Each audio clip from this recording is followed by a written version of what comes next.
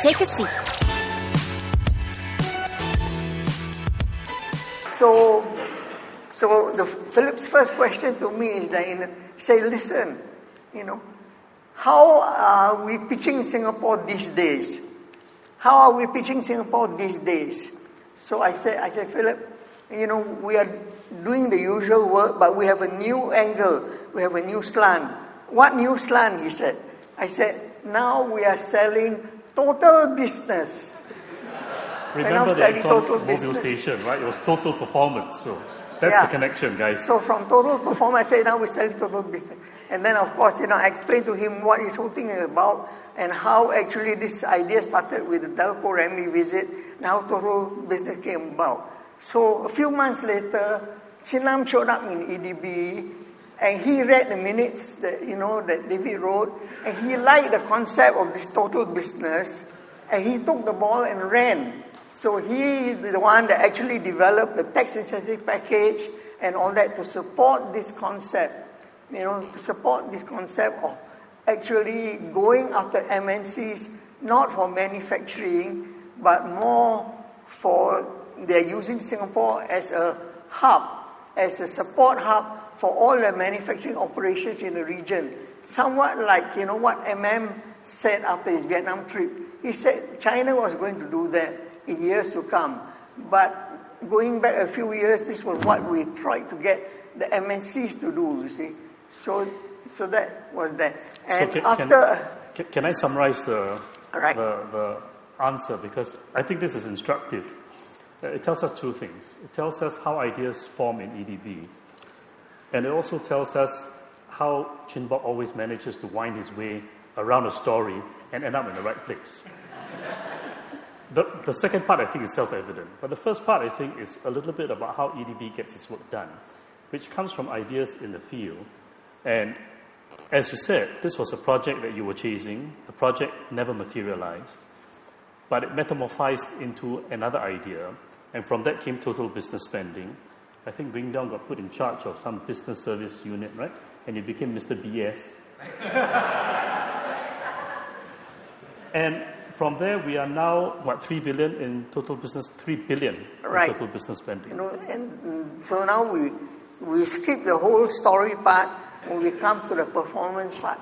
And the performance is that, just as, the idea was conceived and discussed with Philip and David and that little room and Bowie. And then after that, work by Chin Nam, with all the backup incentives and all the rest of it. So we ended up actually giving what we call BHQ or business headquarters or overseas headquarters, OHQ, to MNCs of every kind, not only in the auto field, but in any field, in pharmaceuticals, in everything. Even Glaxo had an OHQ. So then, gradually if you read the newspapers at that time, every 6 months we were giving 50 or so OHQ certificates that gave them some special offshore tax benefits. Okay. But imagine how this whole thing has actually developed unto today. Because if I ask you today, how many of these OHQs you think are in Singapore today? Is it 100, 500? You would be surprised.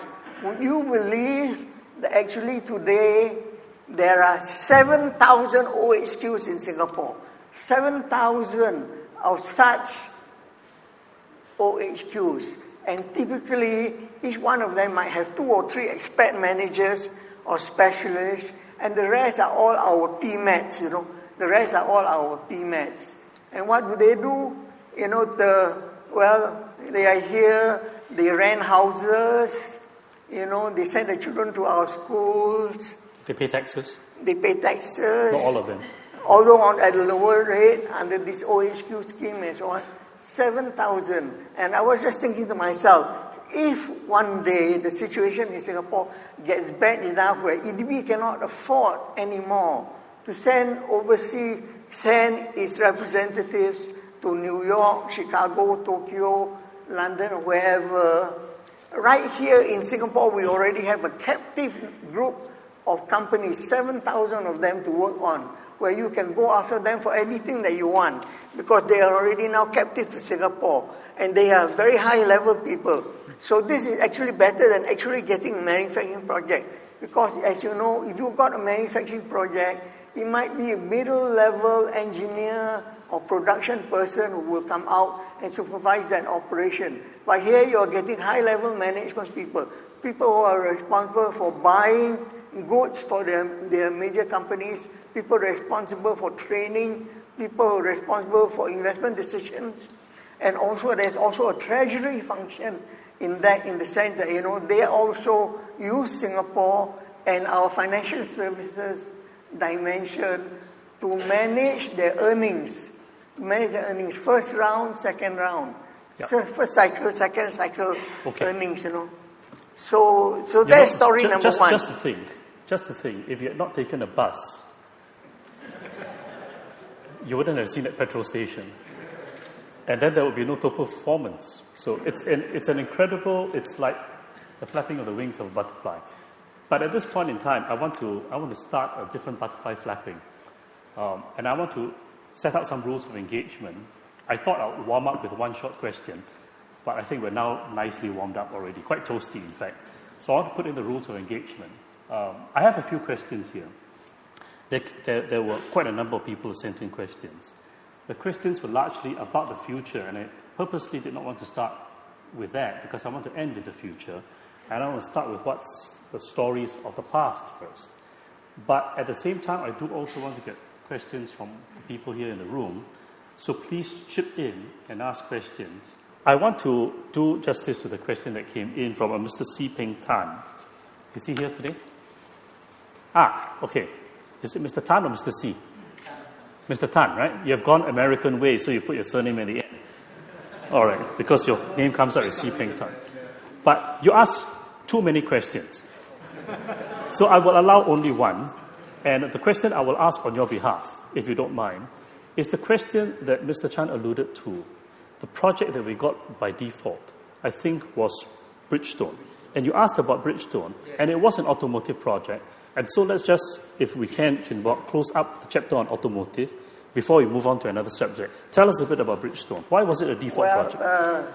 You know, as I said at the very beginning, every country cuts its economic development milk teeth, you know, on doing either auto or consumer electronics, because these are the mass production efforts that are very easy to get started up. And of course, they are what the economists call import substitution projects. And import substitution in the sense that, you know, these countries that embark on industrialization focus first on the things that they import, and then they decide actually to organize to make the things that they import so that they can save on the forex and all those other things, and also provide some employment. You know, so where was I? You were going to tell us how it got to us by default.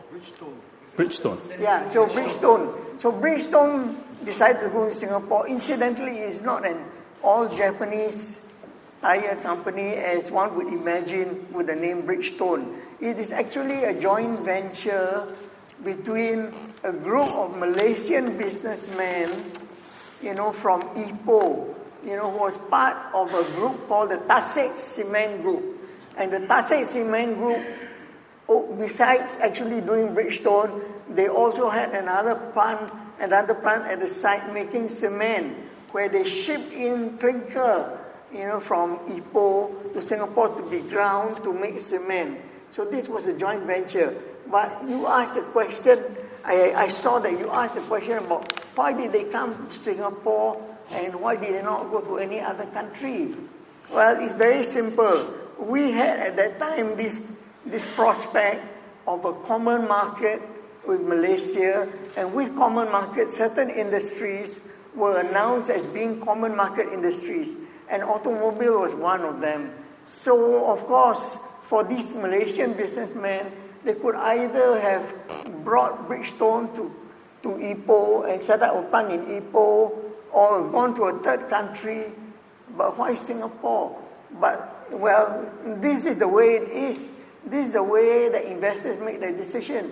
Between, if you were in Singapore and there was a common market and you can sell within Singapore and the rest of Malaysia, it makes no difference, right? You're part of the common market.